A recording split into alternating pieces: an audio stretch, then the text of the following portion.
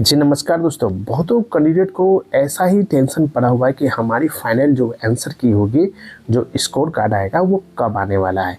कि यहाँ पर बहुत सारे कैंडिडेट ऐसे कमेंट मुझे बुक करते रहते हैं कि 5 या 6 की जो पदों की वैकेंसी जो निकला था वो एग्ज़ाम अब ख़त्म हो चुका है। उनकी आंसर की भी लगभग लोग देख लिए, लेकिन उसके बाद फाइनली आंसर की कब आने वाला है यहाँ पर संपूर्ण जानकारी देने वाले हैं। क्योंकि बिहार की एनम परीक्षा जो होती है पूरी प्रक्रिया आपको शुरू से अंत तक यहाँ पर बताने वाले हैं।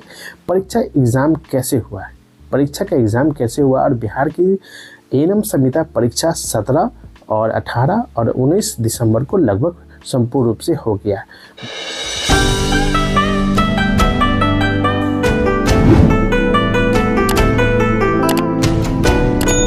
17 तारीख को एग्ज़ाम में कुछ प्रश्न जो होते हैं वो सिंपल पूछा गया था और 18 तारीख के फर्स्ट में जो है हार्ड पूछा गया था। सेकंड शिफ्ट में वो सॉफ्ट पूछा गया था। फिर 19 दिसंबर में आपको सेकंड शिफ्ट में बहुत ज़्यादा हार्ड हुई थी।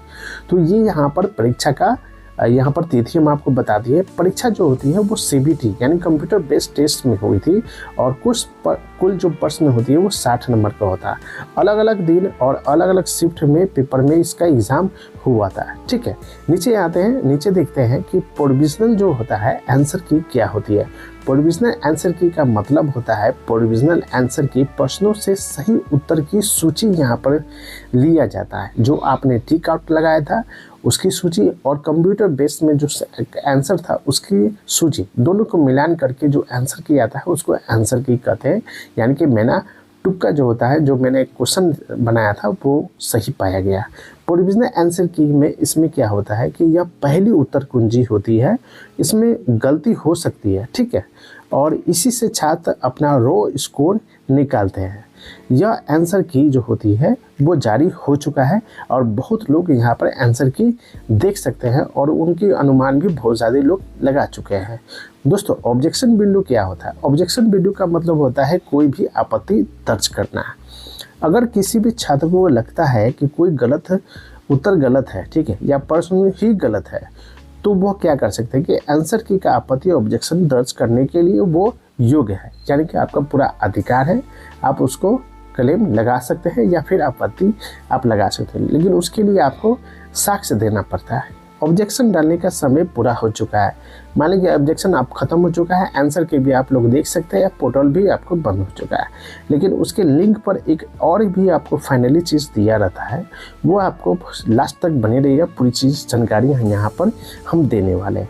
फाइनल आंसर की क्या होता है? फाइनल आंसर का मतलब होता है कि ऑब्जेक्शन की जाँच के बाद, ठीक है, जो अंतिम और सही उत्तर कुंजी करती है उसे फाइनल आंसर की कहते हैं।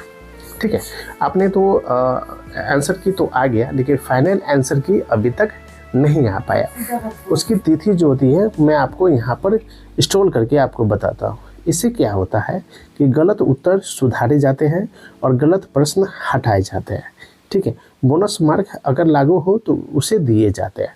जो भी बोनस अगर आपको मिलेगा, जो सरकार कहती है, या क्वेश्चन जो हार्ड होता है, किसी में प्रश्न पर एग्ज़ाम के डेट में कोई प्रश्न जो हल्के पूछे जाते हैं तो उसमें हार्ड वाले को जो बोनस मार्क्स मिल सकता है।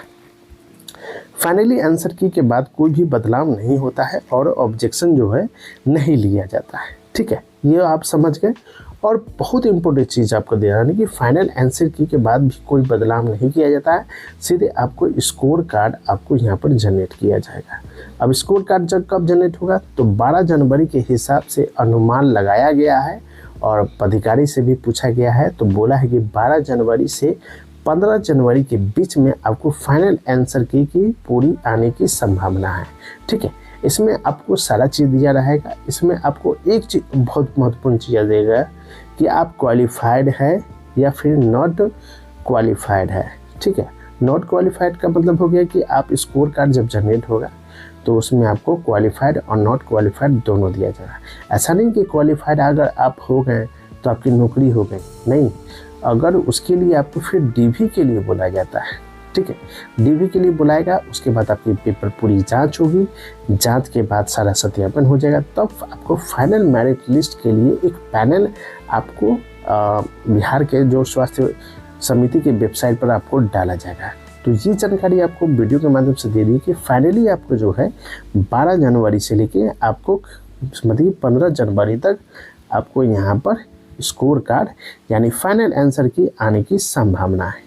ठीक है, ये चीज़ गौर से देख लीजिए, इसमें कोई भी शक नहीं है, इसमें आने की संभावना है। जनवरी में सभी को ज्वाइनिंग कर देना है, इसलिए फटाफट इस कार्य के लिए पूरी विभाग यहाँ पर लगा हुआ है।